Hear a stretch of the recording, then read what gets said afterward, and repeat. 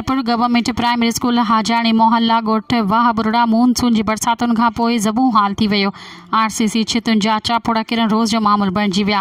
ख़ौफ़ में शागिर्दनि समेत उस्तादनि बि कमरनि में वञणु छॾे ॾिनो। वेकेशन जी मोकल खां पोइ वण जी छांव में खटुनि ते वेही मासूम शागिर्दनि खे उस्ताद तालीम ॾेई रहिया आहिनि। स्कूल जे किरण जे ख़ौफ़ में स्कूल जे शागिर्दनि जा वालिदेन सख़्तु परेशान।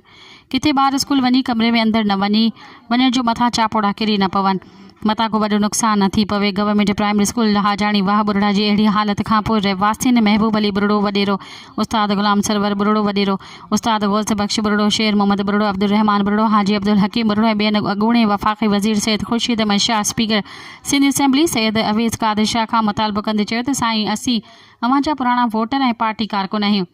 असांजे बचड़नि खे पढ़ाई लाइ स्कूल ऐं हींअर ज़बू हाल थी वियो आहे। वण हेठियां वेही तालीम पिराइण ते मजबूर आहिनि। ख़ुदा असांखे स्कूल जी बिल्डिंग नई ठहिराए ॾिनी वञे। मज़ीद ख़बरनि ऐं तफ़सीलात लाइ विज़िट कयो असांजी वेबसाइट www.awamiNewsHD.com ऐं ॾिसंदा रहो अवामी न्यूज़ HD।